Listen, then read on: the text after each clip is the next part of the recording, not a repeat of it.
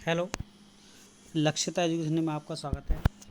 हमारी ज्योग्राफी की series start हो रही है और ज्योग्राफी सीरीज में हमने पहला जो डाटा था वो हमने पढ़ लिया था। हमने बताया था यहाँ कि भारत क्या एक प्रायद्वीप है और तीन और जल से घिरे हुए भूभाग को प्रायद्वीप कहते हैं। बंगाल की खाड़ी पूर्व में, पश्चिम में अरब सागर है, दक्षिण में हिंद महासागर है। थोड़ा इससे आगे जानेंगे आज। इसका मैंने विस्तार लिखवाया था, पूर्वी विस्तार लिखवाया था, क्षेत्रफल लिखवाया था, क्षेत्रफल बता दिया था। और आज थोड़ा आगे चलेंगे, थोड़ा आज आगे जानेंगे।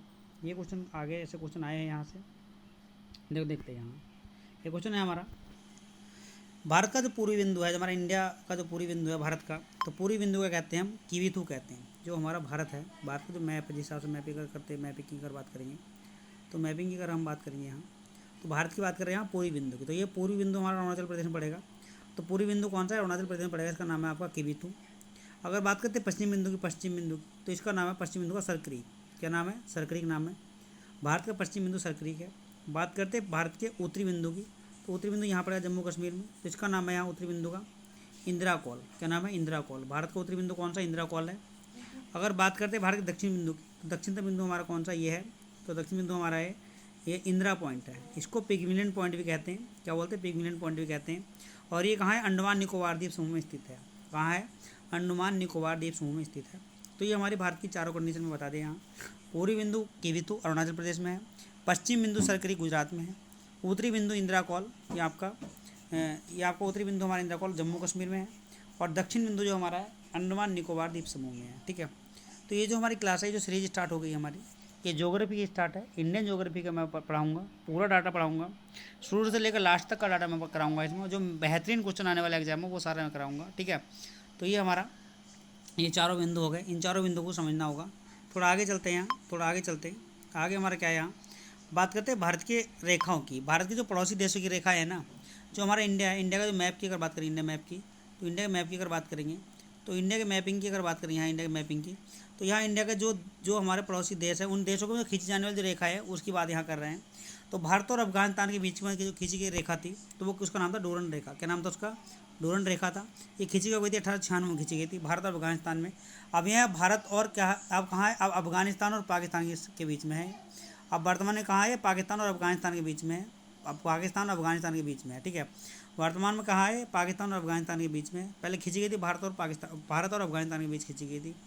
अगला क्वेश्चन है हमारा, नेक्स्ट आगे है, भारत और पाकिस्तान के बीच कौन सी रेखा खींची गई? तो रेड क्लिफ है। रेड क्लिफ है और डूरन रेखा भी इसी को कहते हैं। ठीक है, सॉरी, रेड क्लिफ है। रेड क्लिफ को एलओसी भी कहते हैं। क्या कहते हैं? एलओसी। इसको बोलते हैं लाइन ऑफ कंट्रोल। ठीक है। ये खींची गई है, उरे थोड़ी सी हटकर है खींची गई।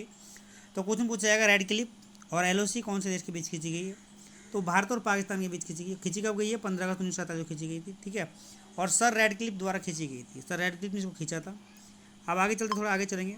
भारत और चीन के बीच खींची जाने वाली रेखा कौन सी है? तो भारत और चीन के बीच खींची जाने वाली रेखा का नाम क्या है? तो उसका नाम है मैकमोहन। क्या नाम है भैया? मैकमोहन है।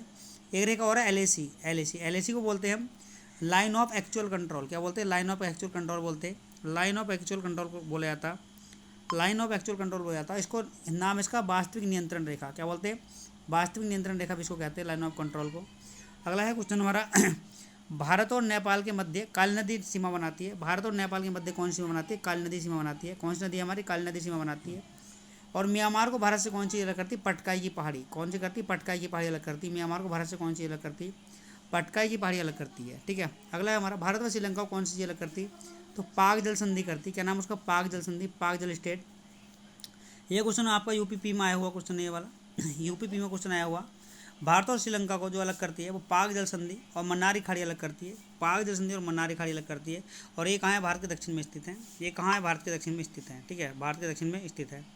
तो ये हमारी क्या है? ये जानकारी हमारी क्यों हुई? ये जानकारी हमारी आज की हुई। भारत का पूर्वी बिंदु हो गया कीवीथू अरुणाचल प्रदेश, पश्चिम बिंदु सरकरी गुजरात, और उत्तरी बिंदु कौन सा? इंदिरा कौल, और दक्षिण बिंदु कौन सा है हमारा? दक्षिण बिंदु इंदिरा पॉइंट है।